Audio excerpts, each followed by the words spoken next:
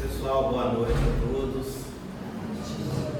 Possamos nos manter nessa harmonia que essa casa nos proporciona, nesse ambiente de paz, de fazer um bom proveito da mensagem da noite, sobre esclarecimento sobre o carnaval. Segundo o Rodrigo, isso é sugestão do público que participa aqui nos domingos e nas quartas-feiras, que pegam os temas e aí encaminham para os expositores. E eu vou trazer para vocês aqui uma matéria exclusiva da agência de notícias Jair Presente, que acompanhou o Fulião Ribeiro, famoso sambista do Rio de Janeiro, que viveu intensamente o carnaval. Viveu tão intensamente que também morreu no carnaval. Seria cômico se não fosse trágico. Mas essa matéria você não vai encontrar no Google, se fizer uma procura no Google você não vai achar, nem no G1, nem na Record, na Band News, no UOL, ou qualquer site de notícias da internet, porque essa é uma matéria exclusiva da agência de notícias. O nosso repórter que é de outro mundo, literalmente falando, ele é de outro mundo mesmo. Jair Presente é espírito, e a agência de notícias é o livro que ele escreveu através de Francisco Cândido Xavier. Então essa matéria, essa reportagem, esse furo de reportagem é tirado aqui do livro Agência de Notícias. Lá a gente encontra essa matéria. Por isso que a gente não encontra no G1, nem nos sites, nem no UOL. A gente vai encontrar nessa obra de Francisco Cândido Xavier. Esse furo de reportagem aqui exclusivo. Nós vamos conferir agora. Nós vamos chamar aqui ao vivo o Jair Presente para passar para a gente essa matéria, essa reportagem, em que ele acompanhou o Fulião Ribeiro numa noite de carnaval. É com você, Jair Presente. O Jair Presente está lá na Praça da Liberdade sem responsabilidade.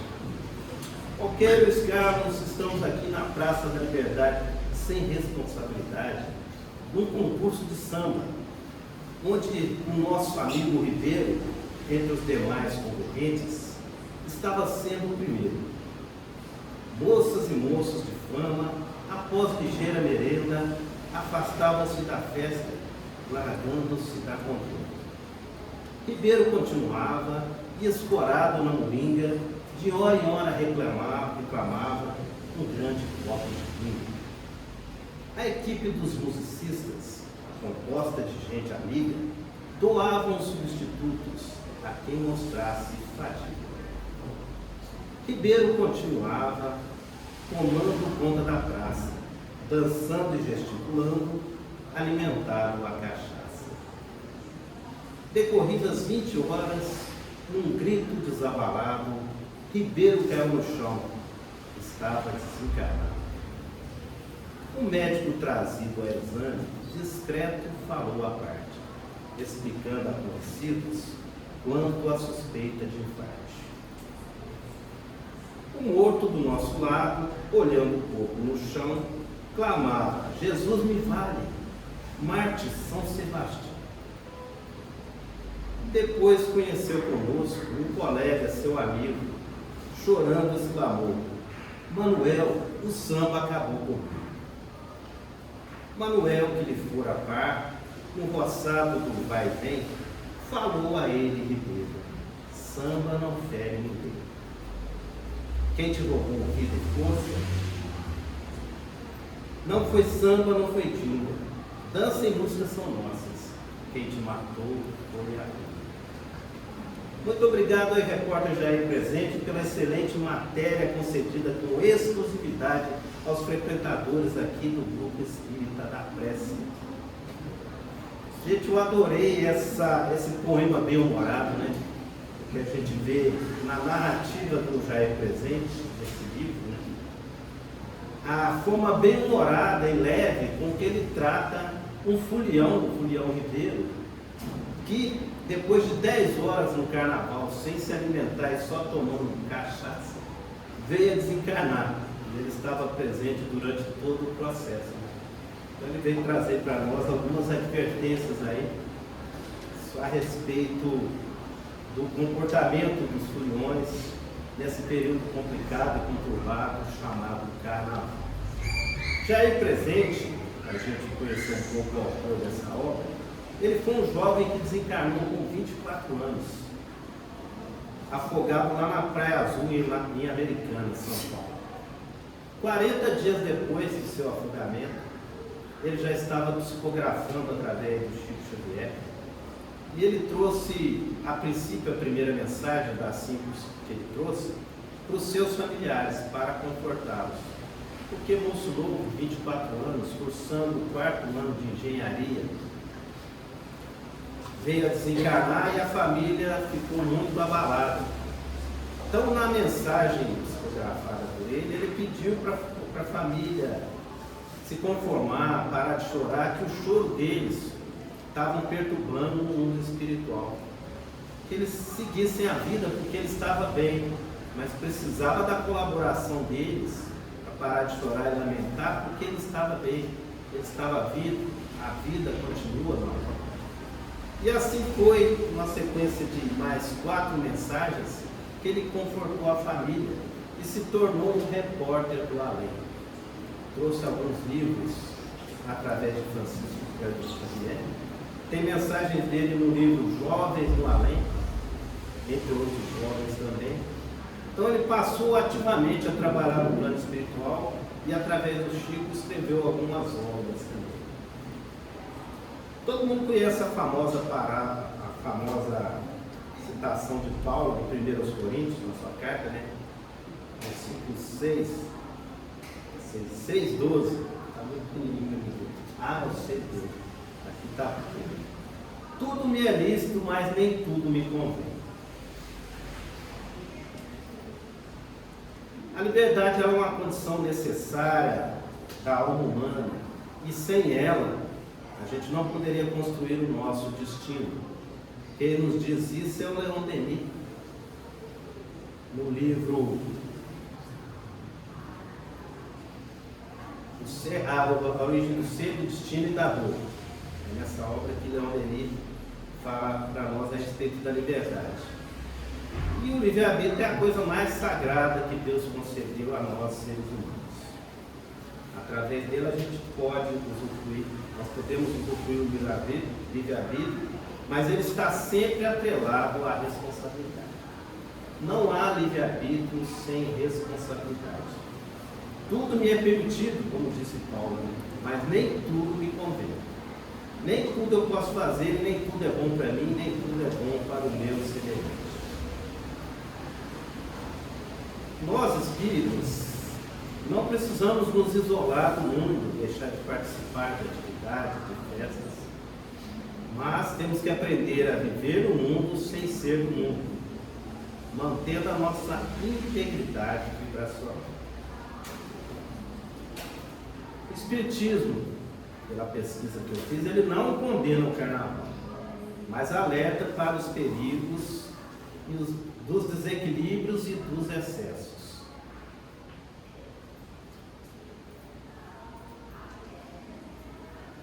Para os espíritos que ainda encontram-se muito apegados nessa faixa evolutiva de apego à matéria, às sensações físicas, o carnaval para eles é um banquete de energia, em que eles vão usufruir, vampirizar os encarnados, no caso de desequilíbrios, de consumo excessivo de álcool, drogas e coisas assim. Os espíritos são atraídos para esse ambiente devido a essa condição que nós proporcionamos nesse período de carnaval. Esse desequilíbrio excessivo é um fator de atração dos espíritos. Não é a música, não é o samba, não é as fantasias, mas essa atmosfera psíquica é a forma com que e a intenção com que o indivíduo vai para uma festa. A faixa vibracional dele é que atrai os espíritos. Isso quem nos fala é o espírito Manuel Filomeno de Miranda, lá no livro Nas Fronteiras da Loucura, onde ele narra o trabalho dos espíritos uma equipe de espíritos comandadas por Bezerra de Menezes, no carnaval de 1982. Bezerra comandando uma falange muito grande de espíritos, um verdadeiro SAMU na assistência a encarnados e desencarnados. É um período muito conturbado, em que aumentam as equipes de trabalho de socorro, tanto aos encarnados como aos desencarnados. Isso é narrado lá no livro Nas Fronteiras da Loucura. E aqui, acredito que tem muitos aqui que conhecem a famosa canção de 1969 do Caetano Veloso. Talvez os mais novos não, mas já devem ter ouvido aquela famosa frase da música que fala que atrás do trio elétrico só não vai quem já morreu. Muitos conhecem essa frase, conhecem a música em si. E a gente, parafraseando ela, podemos dizer com tranquilidade: atrás do trio elétrico também vai quem já morreu. E não é pouca gente desencarnada, não. É muito. Mais ou menos uma situação dessa.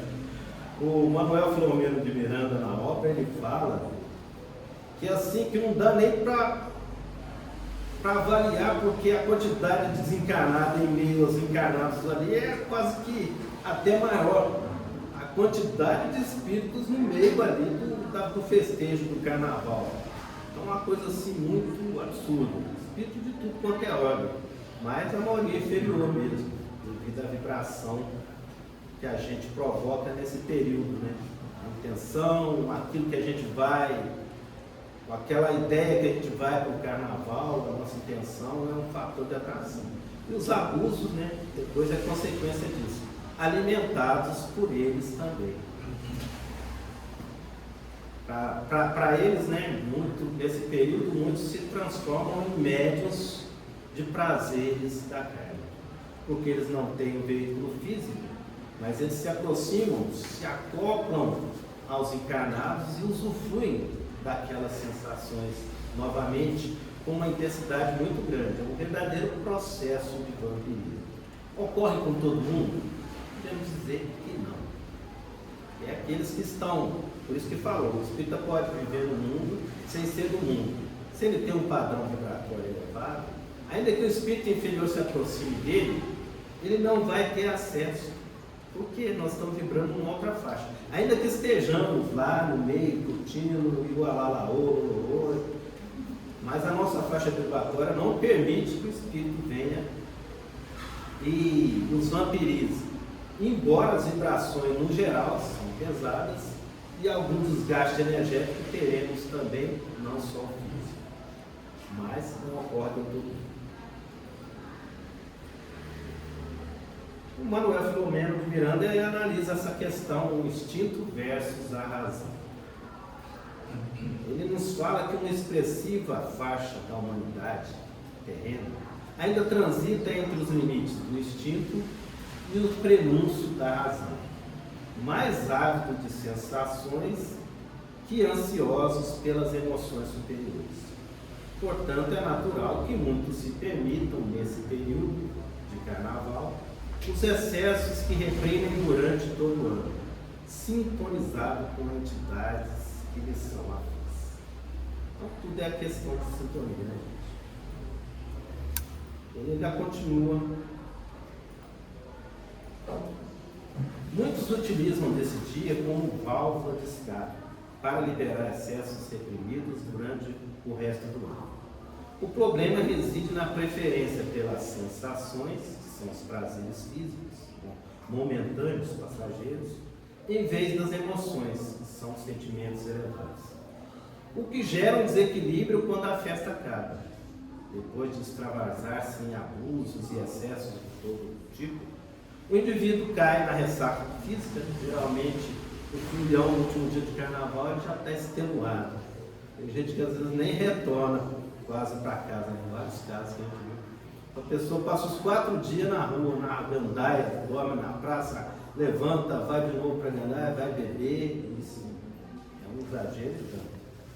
E também cai na ressaca moral, né?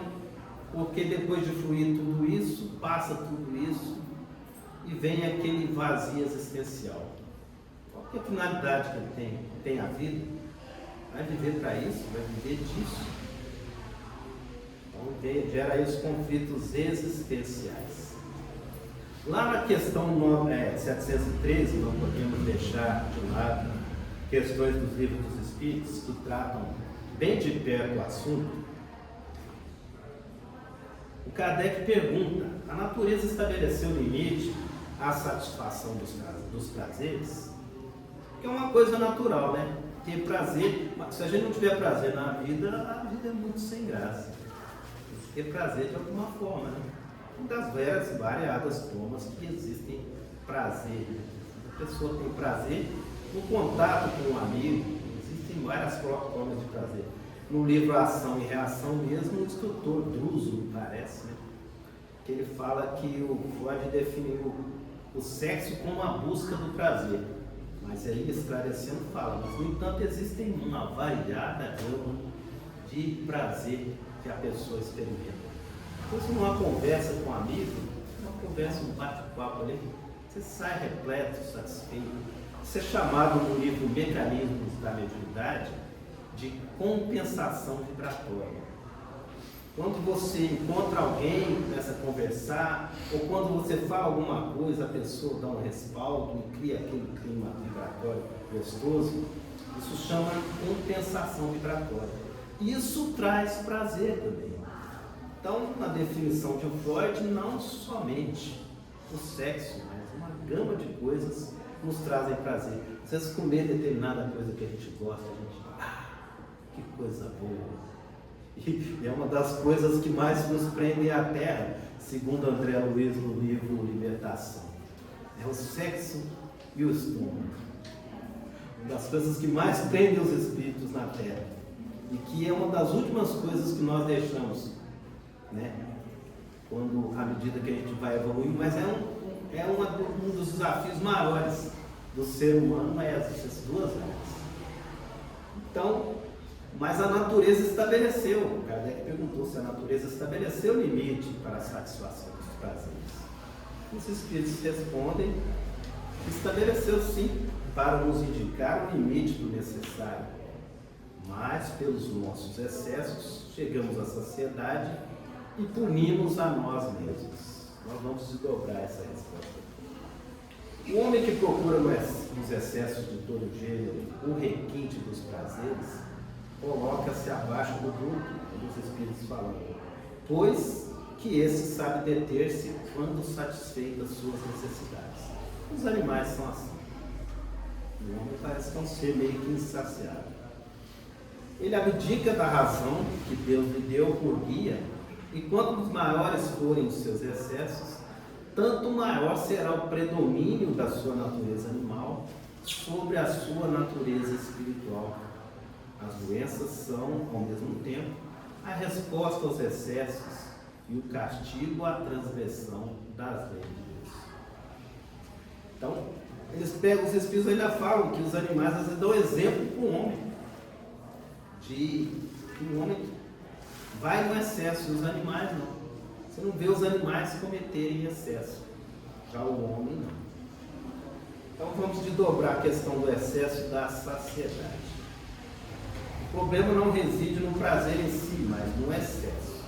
Quando o ser humano ignora o sinal de parar da natureza, ele entra no campo da saturação, em curva de rendimentos decrescentes.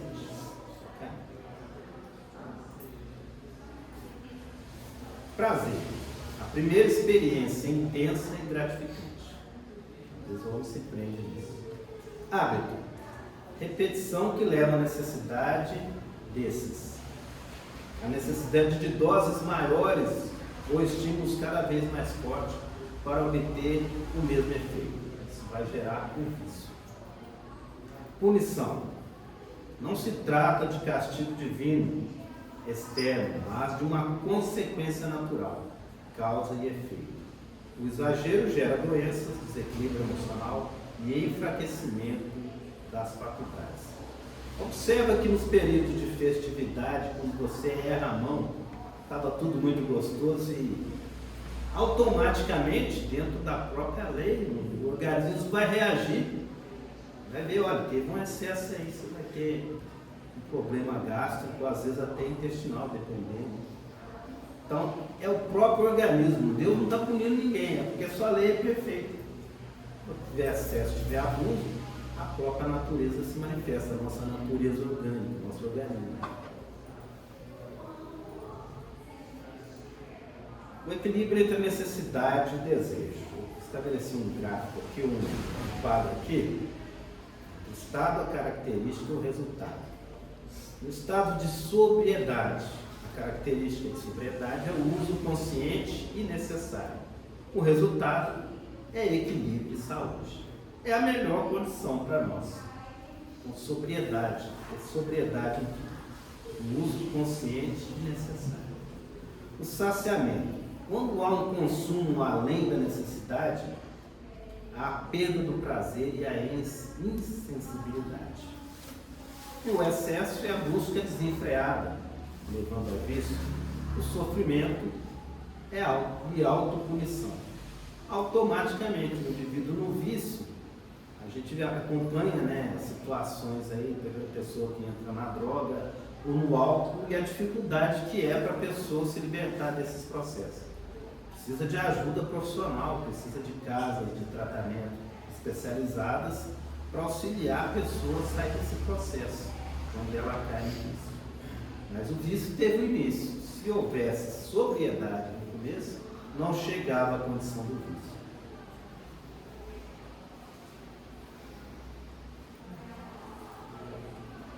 Natureza, prazer e autoconhecimento.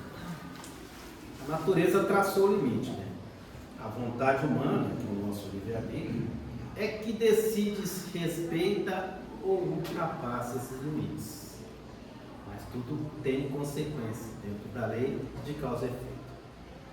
Se a gente ultrapassar os limites que a natureza estabeleceu, automaticamente somos punidos. Não é por Deus, pela própria lei estabelecida. Essa reflexão nos convida ao autoconhecimento. Muitas das vezes o uso do prazer é para preencher vazio existencial. A pessoa está vazia em si, está sem norte, está sem algo a buscar a mais, ela cai no vício. E cai no vício, cada vez mais aumenta o seu consumo, ela ultrapassa o limite necessário disso de uma maneira geral, gente. E aí ela se perde. Porque vício, a gente vê os vícios mais contundentes e tal. Mas vício é um hábito que se acostuma a manter e às vezes a pessoa é viciada em Coca-Cola, em café, em chocolate. Eu era viciado em chocolate. O chocolate é bom, né, gente? É bom. Mas não faz bem, não. Haja aí o Luciano que é médico, ele sabe que não faz muito bem. Triglicérides alto, colesterol alto, estava tudo ruim. Eu falei, gente, mas esse negócio é tão bom. Mas não é bom, mas não é bom, né? Porque acaba sendo ruim. A gente não tem controle, é bom demais, eu sei. E aí estava tudo alto, um escândalo de alto, triglicerídeos, colesterol, estava tudo saindo fora do lugar. Aí eu tive que me educar. Essa é a palavra, em tudo, gente. A gente tem que se educar. Inclusive a gente reencarnou para se educar. A gente é mal educado por vontade própria, por livre-arbítrio. Por falta de auxílio não, porque nunca faltou. Então, depois de me controlar, conter a minha ansiedade de comer chocolate, hoje, como muito pouco, já não é com aquela volúpia. O que é uma volúpia? É um prazer exagerado, estranho. Já não é. E a mesma coisa se fala a respeito, né? Humberto de Campos fala a respeito da carne, que é uma polêmica às vezes no meio espírita. Comer ou não comer? O Chico comia, o Hitler não comia. De fato, não afeta a moral não, porque eu fiquei 2 anos sem comer carne nenhuma. Eu falei, não, realmente esse negócio de carne não dá certo não, eu vou melhorar, vou ficar 2 anos sem comer carne. Esses 2 anos que eu fiquei sem comer carne, eu não melhorei moralmente nada. Eu falei, não está adiantando nada não. Então não faz diferença se come ou não come, não faz diferença nenhuma, vou falar para vocês. Pode fazer no campo de vista do organismo. Para mim foi bom que eu tinha uns problemas gástricos, eu tinha um problema de digestivo, daí eu passei a comer só carne branca. Depois voltei a comer carne, eu dei uma melhoradinha, não foi muito também não, um pouco. Mas quer dizer, como disse Jesus, não é o que entra pela boca que mata, é o que sai dela. Então essa questão de comer ou não comer, ela é muito pessoal, ela é muito de cada um, não vai fazer diferença moralmente para ninguém. Só a questão do hábito de fato, por exemplo.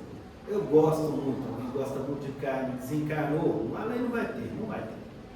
Não vai ter estudo lá, como aconteceu no nosso lugar, teve greve lá por causa de alimentação. Quem leu a obra vai entender que foram anos que tinha uma turma lá que não queria saber não. Eles queriam comer estudo e tomar Coca-Cola. Gente, tá, não dá. Levaram anos, eles traziam espíritos esclarecidos para falar sobre a questão do organismo no mundo espiritual e vários instrutores elevados de planos superiores. Não adiantou, até que o diretor lá do nosso lar, o governador, teve que radicalizar, ó, corta a alimentação geral. Tipo, eu vou provar para esse povo desencarnado que ninguém precisa se alimentar, é uma coisa que a gente traz de vício da terra. E cortou. E teve hospital lotado, porque a gente é dramático, né? Até desencarnado a gente é dramático. Ah, eu tô passando mal, porque eu não comi, tá? Não precisa disso, gente, é um condicionamento. Se você se condicionar e se educar para não comer, os próprios órgãos do perispírito, que existe, é uma corrente que fala que não, o perispírito não é uma nuvenzinha, não.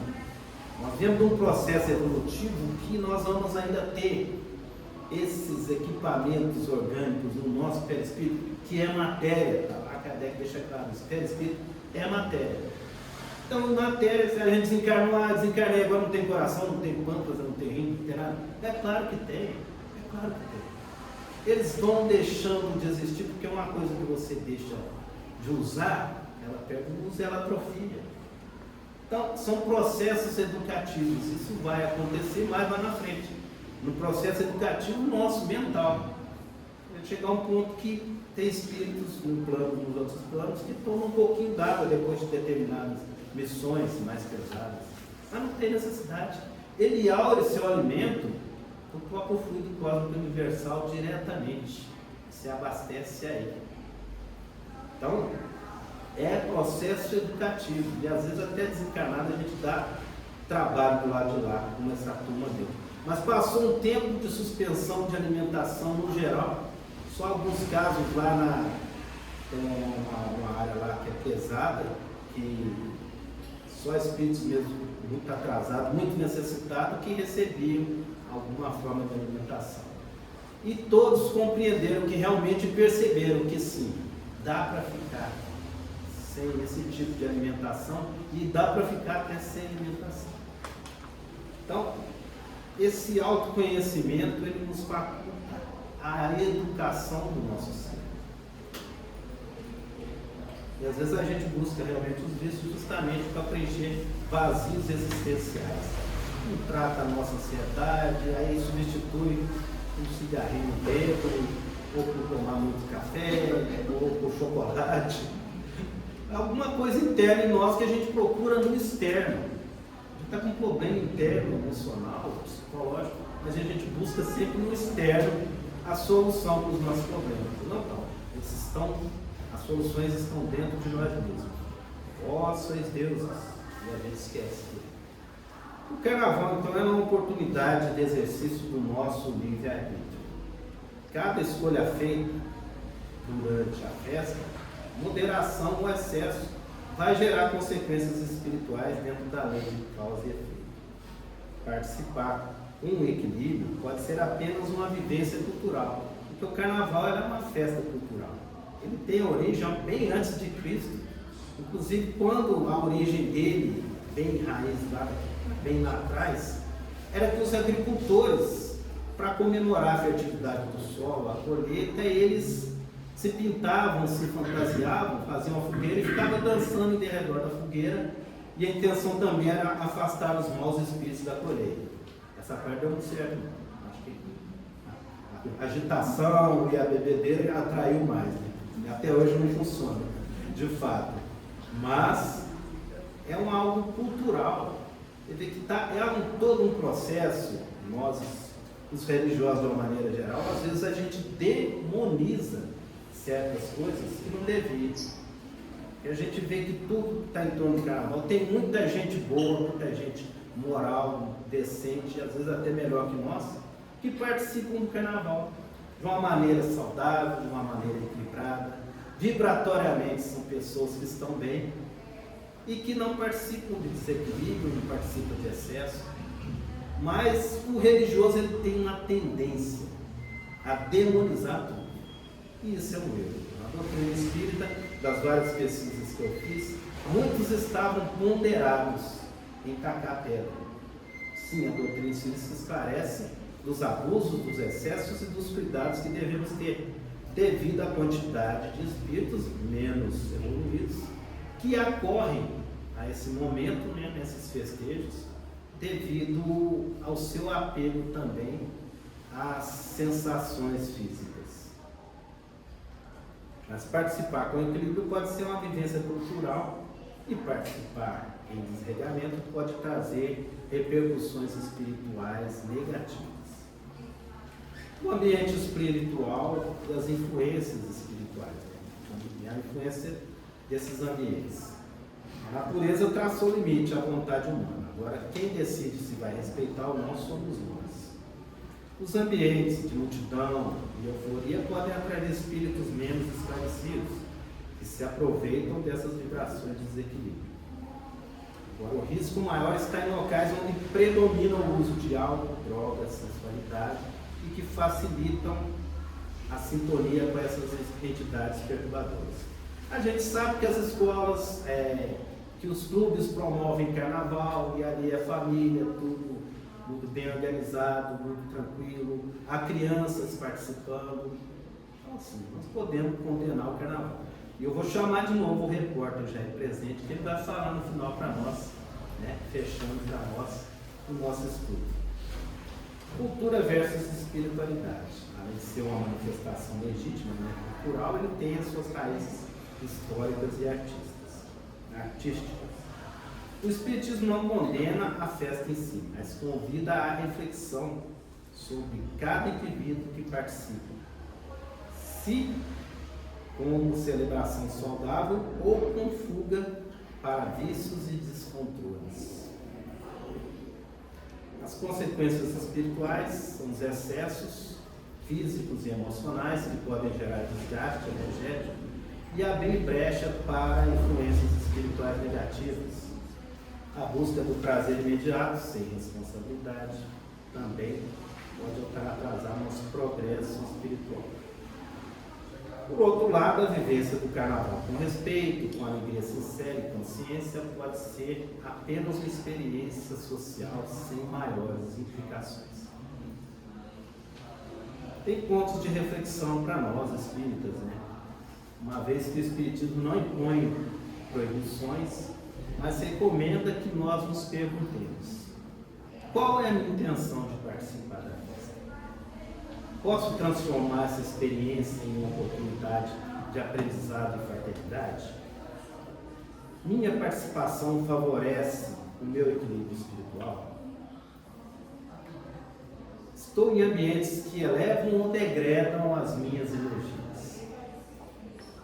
Estarei respeitando os limites do meu corpo e da minha saúde? Minha conduta durante o carnaval está em sintonia com os valores de respeito e fraternidade? Como a minha presença impacta os outros? E a síntese de tudo que é o Espiritismo não nos chama a afastar do mundo, mas viver nele com discernimento. O carnaval pode ser visto como uma manifestação cultural e artística, mas também pode trazer riscos e desequilíbrio. A chave está em avaliar a participação nossa, se ela é compatível com os princípios de responsabilidade, respeito e evolução espiritual. Vendo vários vídeos a respeito do assunto, acho que foi a Maíse Braga, que eu vi que ela, até de 12 a 14 anos, ela participava do carnaval, participava das festas de carnaval. Ela já era espírita, mas ela gostava de participar. E houve uma situação que tem um start nela, caiu a ficha, podemos dizer assim. Se o ambiente era para ela ou não. Ela, junto com as amiguinhas delas, fantasiadas, dançando, até dentro de um clube. Quando ela tropeçou e caiu, e o pessoal dançando e dançando continuou, alguns até tropeçaram nela e ninguém ajudou ela. Ela ficou parada, sentada no chão ali por uns 20 segundos, que serviu para ela refletir, parecia que havia passado minutos. O que ela estava fazendo? Será que aquilo era um ambiente para ela frequentar? Era aquilo mesmo que ela queria da vida? Ela simplesmente levantou e foi embora. Falou, não, isso aqui não é ambiente para mim. Parece que no ano seguinte ela começou a participar do encontro de jovens que a gente vai ter agora no carnaval, né? Lá no sítio Santa Felicidade. 38 jovens conosco lá, fugindo um pouco da loucura do carnaval, estudando a doutrina, se aperfeiçoando com os cheios imortais. Então, essa colocação está no Evangelho segundo o Espiritismo, lá no capítulo 17, lá no Seres Perfeitos, na Instrução dos Espíritos, cujo título é O Homem no Mundo, e é um espírito protetor, que dá essa mensagem, lá em Bordeaux, 1863, parte da mensagem. Não vivei com os homens da vossa época. Não, na verdade vivei com o homem da vossa época, como devem viver os homens, ou seja, a gente não precisa se afastar da sociedade. Sacrificar as necessidades, as frivolidades, mesmo do dia a dia, mas sacrificai com sentimento de pureza que as possa santificar. Ou seja, a gente pode viver nas mais variadas situações e festas, desde que já nós tenhamos a plena consciência daquilo que a gente está fazendo. E que isso não venha prejudicar nem a nós, nem ao outro. E fechando lá o nosso repórter do além, que já é presente, esse moço que veio trazer mensagens para nós do além, ele fala sobre carnaval. E perguntaram para ele: irmão, você nos consulta se acaso existe algum mal em ver por fora e por dentro a festa do carnaval? Nunca esperei tal pergunta, nem sei dizer sim ou não, porquanto estando entre os homens, que sempre ser união. E ver a festa somente, acompanhar a arrelia, pode ser refazimento na carência de alegria. Carnaval, de modo algum importa que você vá, apenas é bom saber o que você quer orar. Que Jesus nos abençoe.